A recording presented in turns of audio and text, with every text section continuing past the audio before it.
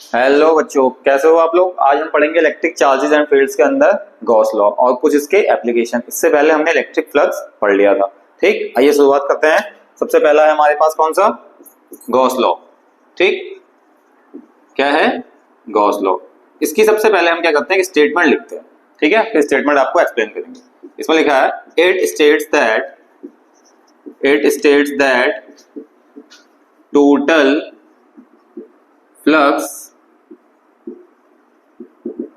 passing through a closed surface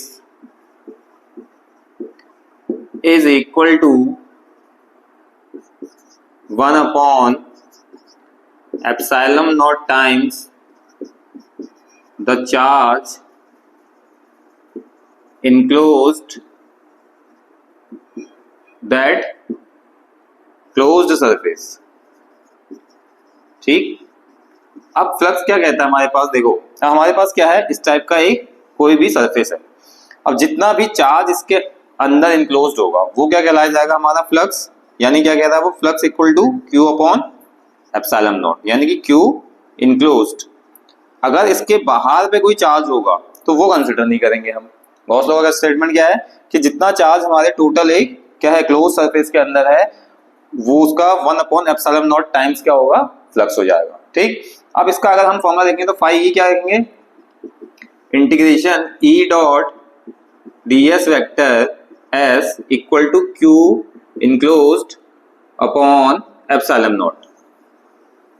ठीक, enclose में E N लगा दो, ENCLOSED। ठीक है, इनक्लोज्ड है। ठीक, इनक्लोज्ड अपॉन एप्सिलॉन नॉट। तो ये था हमारे पास क्या, उसका स्टेटमेंट और उसका फॉर्मूला। ये है हमारे पास किस मीडियम में, इन वैक्यूम। क्लियर।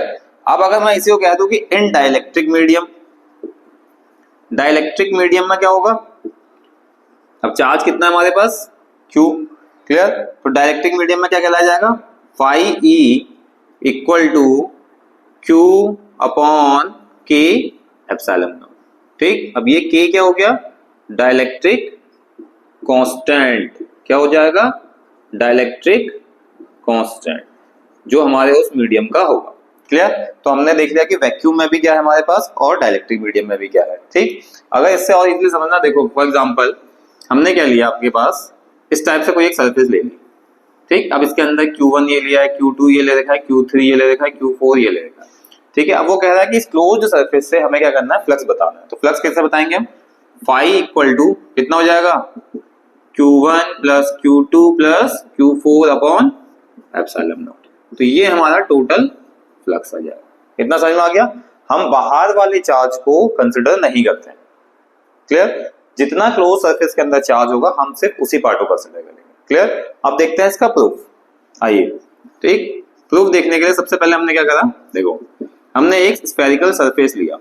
स्फेरिकल क्या लिया है, सरफेस। सेंटर पे हमने एक चार्ज इनक्लोज रख दिया। यहाँ ये क्या होगी, इसकी रेडियस। अब मैंने इस पूरे स्फीयर में एक छोटा सा पार्ट कंसिडर कर दिया, ये वाला। ठीक है, ये DL एलिमेंट या DA एलिमेंट। अब पॉजिटिव चार्ज इलेक्ट्रिक फील्ड बाहर को आएगी, एरिया वेक्टर भी कहां को आएगा, बाहर को आएगा। अब नेट फ्लक्स इसमें लिखेंगे हम, net flux through DA element, यानी कि जो हमने एलिमेंट कंसिडर किया, जो एरिया कंसिडर किया उसके थ्रू। तो D phi E equal to E DA vector. ठीक, डॉट प्रोडक्ट दे दो, एंगल कितना बनेगा, cos 0। तो E DA cos 0 डिग्री कितना बन जाएगा, E DA। ये क्या आ जाएगा हमारा, D फाई। सिर्फ इतने पार्ट से इतना फ्लक्स निकल के आया। अब हम कंसिडर करेंगे पूरे किसका, क्लोज्ड सरफेस का। ठीक, इसमें देंगे net flux through closed surface, closed surface कितना आ गया, net flux through closed surface. अब हम देखते हैं इसमें कि जो हमारे पास क्या था, नेट फ्लक्स निकल के आएगा। अब नेट फ्लक्स निकालने के लिए हम क्या करेंगे बताओ, phi E equal to integration D phi. ठीक, अब हमने क्या करा, क्लोज के लिए अगर आप सिंबल बनाना चाहते हो तो क्लोज के लिए इंटीग्रेशन में लगा सकते हो, सरफेस के लिए आप एस भी लिख सकते हो। ठीक है, हमने सरफेस के लिए किया। ठीक है, अब हमारे पास क्या आ गया कि इंटीग्रेशन डी फाई की वैल्यू कितनी आ रही है हमारी, ईडी है। तो ई डॉट डी ए आ गई। अब ई को हम क्या ले लेंगे, बाहर ले लेंगे, इंटीग्रेशन ऑफ डी आ जाएगा। ई की वैल्यू कितनी होती है 1/4 pi epsilon not multiply by q by are square integration D A. अब डी ए देखो हमारे पास क्या है, ये है स्फेरिकल सरफेस। क्या है, स्फेरिकल सरफेस। कौन सा सरफेस है, स्फेरिकल सरफेस। अब स्फेयर का एरिया क्या होता है हमारे पास 1/4 pi epsilon naught Q by are square. Sphere का एरिया कितना होगा 4 पाई आर स्क्वायर। 4 पाई से 4 पाई कट जाएगा, आर स्क्वायर से आर स्क्वायर कट जाएगा, कितना बचेगा क्यू अपॉन एप्सिलॉन नॉट। ये क्या आ जाएगा हमारा 5। तो ये हो जाएगा हमारे पास net flux through the close surface of spherical, ठीक है, स्फेरिकल सरफेस पे। ठीक, ये आ गया हमारे पास पूरा गॉस लॉ का प्रूफ। अब इसका एक एप्लीकेशन है आप लोगों के लिए जो हमारे पास लाइन चार्ज के लिए भी आएगा, शीट चार्ज के लिए भी आएगा, और दूसरा कौन सा है, एक स्फेयर वाला जो चार्ज आएगा उसके लिए भी हम क्या करेंगे, अलग से निकालेंगे। क्लियर कि आउटसाइड कितना होता है स्फेयर के, इनसाइड कितना होता है, ऑन द सरफेस कितना होता है। तो उसके लिए हम पहले आप इसको नोट करिए, फिर हम आगे बढ़ते हैं। चलिए, नोट कर लिया आप लोगों ने ये, ठीक। अब इसके बाद पढ़ेंगे हम इसके अंदर एप्लीकेशंस ऑफ गॉस लॉ। क्या पढ़ेंगे, एप्लीकेशंस ऑफ गॉस लॉ। अब आप इसको ध्यान से देखते रहिए, ठीक है। अब इसमें हम एप्लीकेशंस करते हैं। सबसे पहला एप्लीकेशन कौन सा होगा, जो मैंने आपको बताया था, लाइन चार्ज वाला।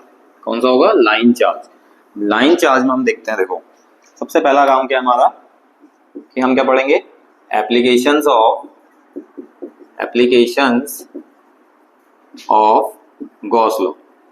ठीक, कि कहाँ कहाँ पे गॉस लॉ एप्लीकेबल होता है। सबसे पहली बात देखो, एप्लीकेशन से पहले देखते हैं हम कि गॉस लॉ सिर्फ हमारा क्लोज्ड सरफेस के लिए वैलिड होता है। अगर आपका ओपन सरफेस होगा तो वहां गॉस लॉ एप्लीकेबल नहीं होगा। क्लियर, किस किस के लिए एप्लीकेबल होगा, ओनली फॉर क्लोज्ड सरफेस। किसके लिए, क्लोज्ड सरफेस। ठीक हो गया। अब क्लोज सरफेस के लिए तो सबसे पहला पॉइंट क्या आता है हमारे पास कि कौन सा आएगा, बताओ आप लोग। ठीक, electric field due to line charge. सबसे पहला कौन सा करेंगे हम, लाइन चार्ज के लिए। अब लाइन चार्ज के लिए हम क्या करेंगे, सबसे पहले कि एक क्या लेंगे, कंडक्टर लेंगे। देखो थ्योरी हम लोग इसलिए नहीं लिखा रहे क्योंकि इसमें बेसिक सी चीजें हैं जो आप लोग एज्यूम करोगे वो आप लिख सकते हो खुद को। ठीक है, consider the conductor having line charge, positive charge contained in it. ठीक है, तो हम क्या करेंगे, इसमें एक क्या करेंगे, लाइन चार्ज ले लेंगे। देखो इस टाइप से, उसमें हम क्या करेंगे, पॉजिटिवली चार्ज कंडक्टर। ठीक, इस पर कितना चार्ज है, क्यू चार्ज। ठीक, इसकी लेंथ कितनी है, इसकी लेंथ मान लेंगे हम क्या, L मान लिया। अब हम करेंगे इसको, हमने क्या करना है, प्रूफ करना है कि इस पे इलेक्ट्रिक फील्ड कितनी निकलेगी। तो इसके लिए क्या करेंगे, हम इमेजिनरी एक सिलेंड्रिकल सरफेस बनाएंगे। अब चाहे आप इसे डॉटेड से बना लो, अब आइदर आप इसे फुली लाइन से बना लो। क्लियर, तो दोनों ही ठीक है। क्लियर, समझ में आ गया ये वाला। अब हमने क्या करना है इसके अंदर, देखो ये हमने क्या करा, एक सिलेंड्रिकल गॉसियन सरफेस। कौन सा, सिलेंड्रिकल गॉसियन सरफेस। कौन सा लिया है, सिलेंड्रिकल गॉसियन सरफेस। अब हम इसके केस में लीनियर चार्ज डेंसिटी कितनी होगी, सबसे पहली बात तो लीनियर चार्ज डेंसिटी लैम्डा क्या होता है, Q बाई L, और Q equal to lambda into L। ठीक हो गया, इतना समझ में आ गया। अब हम कंसिडर करेंगे कि इसमें एरिया एलिमेंट कौन कौन से होंगे। देखो सिलेंडर के कितने सरफेस होते हैं, एक ऊपर वाला, एक नीचे वाला और एक फ्रंट जो सर्कुलर शेप्ड होता है। तो हम किसमें कितने एरिया लेंगे, 3। तो पहला कौन सा होगा, ये वाला। ठीक, इलेक्ट्रिक फील्ड की डायरेक्शन क्या होगी, अवे होगी, तो ई वेक्टर इधर को D A1, ये A1 मान लेते हैं। ठीक, दूसरा सरफेस कौन सा होगा, ये वाला होगा, तो इसमें कोई एक एरिया एलिमेंट मान लेते हैं। ठीक, ई वेक्टर और एरिया एलिमेंट कौन सा होगा, DA2। ऐसे एक एरिया हम कंसिडर कर लेते हैं नीचे वाला। नीचे वाला कंसिडर किया, इलेक्ट्रिक फील्ड की डायरेक्शन ई वेक्टर, नीचे रहेगा DA3। इतना क्लियर है। अब हम देखेंगे कि इसमें हमें नेट फ्लक्स कितना निकलेगा, net flux through the cylindrical Gaussian surface. अब देखते हैं इसमें, देखो नेट फ्लक्स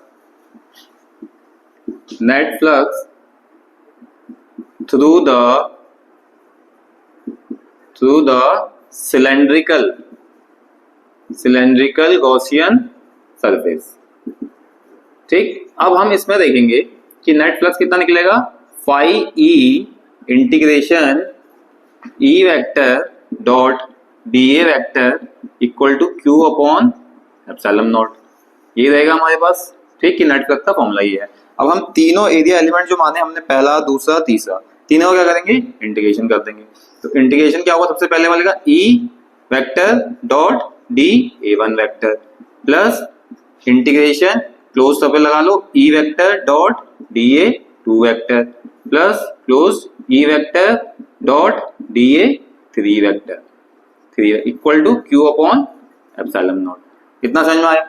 अब देखो ए और ई वाले बन रहे हैं, इसमें देखो आप इस वाले इसमें चेक करो कितना बन रहा है एंगल cos 0, तो ई इंटीग्रेशन डी ए cos 0 बन गया। दूसरे वाले में क्या बन रहा है, ई बाहर लेना चाहो बाहर ले लो, डी ए cos 90 प्लस अगले वाले में ई डी ए cos 90 बन रहा है equal to Q upon epsilon naught बन गया। अब देखो इसमें ध्यान से देखो, ई बाहर ले लिया, इंटीग्रेशन cos 0 1 हो गया, डी ए हो गया प्लस ये 0 प्लस ये 0 equal to Q upon epsilon naught. इतना क्लियर है।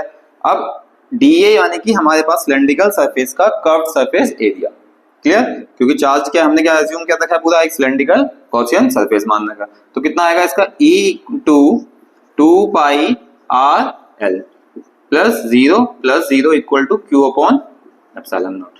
अब अगर हमने चार्ज की वैल्यू कितनी देखी थी, लैम्डा इंटू एल, यहां हम पुट कर देंगे, तो E into 2 pi R L equal to Q upon epsilon naught. इनके ब्रैकेट में भी लिख लो आप कि C S A of cylinder कितना होता है, C S A of cylinder equal to 2 pi R H होता है, तो हमने 2 पाई आर एल ले लिया। यहाँ पे आप ले सकते हो since Q equal to lambda into L लो, ठीक है, समझने के लिए।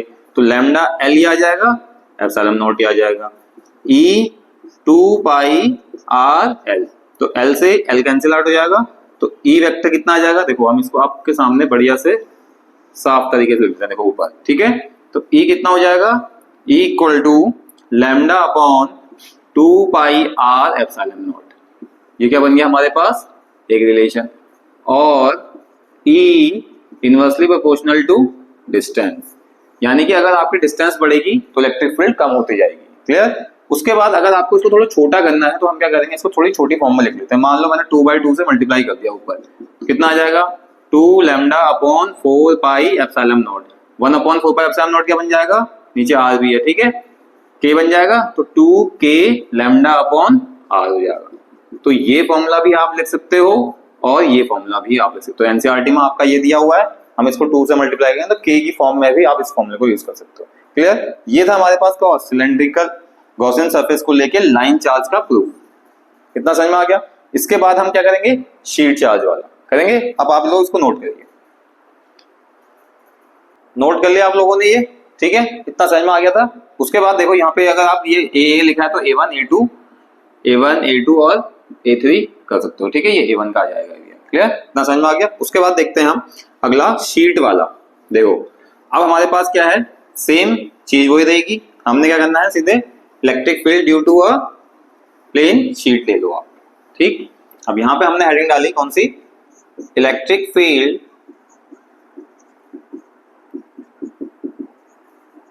Due to a charged sheet, a charged sheet लिख लो, ठीक, कि हमने शीट से कैसे निकालना है। देखो अब इसमें आप लिख सकते हो, consider a positively charged sheet having क्या, कौन सा होगा, सरफेस चार्ज डेंसिटी क्या करेगा, सिग्मा। इतना लिख ली थ्योरी हमने उसमें से शीट का फिगर बनाया। आ जाओ, ठीक है, सिंपल सी एक क्या लेनी है हमने, सिंपल से एक शीट ले लेनी है, ले लेंगे एक शीट, सभी लोग ले लेंगे। इस शीट पे हमने क्या कर दिया, पॉजिटिवली चार्ज रख दिया। अब इस शीट से इलेक्ट्रिक फील्ड का क्या निकालेंगे हम, इलेक्ट्रिक फील्ड की वैल्यू निकालेंगे। अब हमने इस शीट के ऊपर देखो, पहले हम इसमें क्या करेंगे, गॉसियन सरफेस डिसाइड करेंगे, ठीक है। गॉसियन सरफेस के लिए हमने क्या करा, यहां से एक सिलेंड्रिकल पोर्शन लिया, ये वाला, ठीक, ऐसे ही हमने क्या किया, यहां से ले लिया एक सिलेंड्रिकल पोर्शन यहां से, ठीक है, ये हमारा सिलेंड्रिकल पोर्शन था, क्लियर। यहां से आप इसको डॉटेड कर सकते हो, लो, ठीक है। अब यहाँ पे हमारे पास एक ये बीच का सिलेंड्रिकल पार्ट ले लिया। अब इसका देखो, इस शीट है, ऐसे कोई शीट है, मान लो ऐसे शीट है, इस पे चार्ज है, तो इधर से इलेक्ट्रिक फील्ड बाहर को निकलेगी पॉजिटिव से, इधर से बाहर को निकलेगी। क्लियर? तो इलेक्ट्रिक फील्ड का क्या बना दिया हमको, हमने एक ले लिया। अब हम इसमें एरिया कंपोनेंट लेंगे। क्या लेंगे? Area component. तो एक एरिया हमने कौन सा कंसिडर किया है, ये वाला, कितना आ जाएगा DA1। एक एरिया हमने कंसिडर कर लिया नीचे वाला पार्ट का, ठीक, तो कितना आ जाएगा DA2। और इसमें इलेक्ट्रिक फील्ड कहाँ को बनेगी, यहीं को बनेगी। ठीक हो गया। एक एरिया हमने क्या कंसिडर कर दिया, इधर वाला, तो ये DA3। एक एरिया मैंने यहाँ पे कंसिडर कर दिया एरिया एलिमेंट, तो ये कहाँ से बनेगी, E वेक्टर और DA4। इतना क्लियर है कि DA1 DA2 DA3 DA4। ठीक है, क्लियर हो गया। अब जब हम इसमें देखेंगे, देखो सरफेस चार्ज डेंसिटी की बात होगी यहाँ पे किसकी बात होगी, सरफेस चार्ज, क्योंकि हमारे पूरे शीट की सरफेस पे चार्ज फैला हुआ है। अब देखो सरफेस की शीट, देखो अब हमने क्या किया, अगला लिया कि सरफेस चार्ज डेंसिटी, क्या लिया, सरफेस चार्ज डेंसिटी। तो कितना होगा, sigma equal to Q upon A, और Q क्या हो जाएगा, सिग्मा इंटू A। क्लियर? ठीक। अब हम निकालेंगे नेट फ्लक्स शीट का। तो बाय गॉस लॉ, बाय कौन सा लॉ, गॉस लॉ। ठीक, टोटल फ्लक्स कितना आ जाएगा, फाई E इक्वल टू, बताओ, phi equal to integration E dot DA equal to Q upon epsilon naught, जितना हमारा चार्ज इनक्लोज्ड है। अब यहाँ पे हम क्या करेंगे, सबसे पहले integration phi E vector dot DA1 plus phi E vector dot DA2 plus phi integration E vector dot DA3 vector plus integration close surface E vector dot DA4 vector equal to Q upon epsilon naught. ये step समझ में आया सबको कि हमने क्या करा, चारों सरफेसेस के फ्लक्स को ऐड कर दिया नेट फ्लक्स निकालने के लिए। ठीक, अब हमारे पास देखते हैं A1 वाले को, कितना आ जाएगा, E बाहर ले लिया, क्लोज सरफेस अंदर लगा लिया, DA, या फिर ऐसा कर लो इसको, देखो अब सीधे सबसे पहले इंटीग्रेशन का सिंबल ले लो और EDA cos 0 पहले इस टर्म में लिख लो, DA1 cos 0 plus integration EDA cos 90।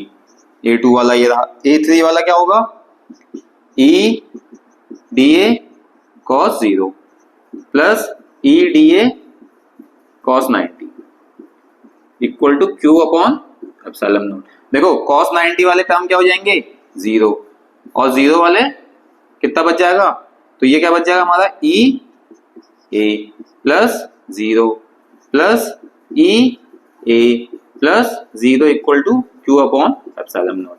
ये कितना हो जाएगा, 2EA equal to Q upon epsilon naught. Charge की वैल्यू क्या थी हमारे पास, सिग्मा इंटू A, तो यहाँ पे क्या रख दिया, 2EA अपॉन कितना आ जाएगा, sigma into A upon epsilon not. ठीक है, चलो मैं इसको ऊपर लिख देता हूँ, अगर आप लोगों को दिखेगा नहीं तो कोई नहीं, हम राइट साइड में इसको बढ़िया से साफ से ऊपर लिख देते हैं आप लोगों के लिए। ठीक है, कहीं भी कोई डाउट हो तो आप लोग कमेंट में कमेंट कर सकते हैं, कमेंट बॉक्स में। ठीक है, देखो हमने क्या लिया, 2EA इक्वल टू Q की वैल्यू क्या हो जाएगी, sigma A upon epsilon not. A से A कैंसिल कर दिया तो E कितना आ जाएगा, सिग्मा अपॉन एप्सिलॉन नॉट आ गया। ये था हमारे पास इलेक्ट्रिक फील्ड, सॉरी 2 आएगा, हाँ नीचे देखो, equal to sigma upon 2 epsilon. Sheet charge पे क्या था हमारे पास, इलेक्ट्रिक फील्ड। अब देखो इसमें ना हमारे पास डिस्टेंस आ रही है, ना कोई साइज की बात हो रही है, डिस्टेंस भी नहीं आ रहा है और ना ही साइज की बात हो रही है। ठीक, तो अब देखो हमारे पास जब दोनों की बात नहीं हो रही तो ये शीट पे क्या होगा, जो इलेक्ट्रिक फील्ड होगी वो इंडिपेंडेंट होगी साइज के और डिस्टेंस के। तो इसमें लिख देते हैं हम नीचे एक point, it is independent of distance and size of the sheet. ठीक है, तो हम क्या कर देते हैं, डिस्टेंस और किस पे करेंगे, शीट के साइज पे। तो ये था हमारे पास इलेक्ट्रिक फील्ड ड्यू टू कौन सा शीट, पॉजिटिवली चार्ज शीट। ठीक हो गया। इसके बाद एक कॉन्सेप्ट भी बताएंगे आपको, और उसके बाद क्या बताएंगे हम आपको, एक लास्ट आएगा इसमें, outside of the spherical surface और inside of the spherical surface. ठीक, तब तक आप लोग उसको नोट करिए और मिलते हैं हम आपको नेक्स्ट वीडियो।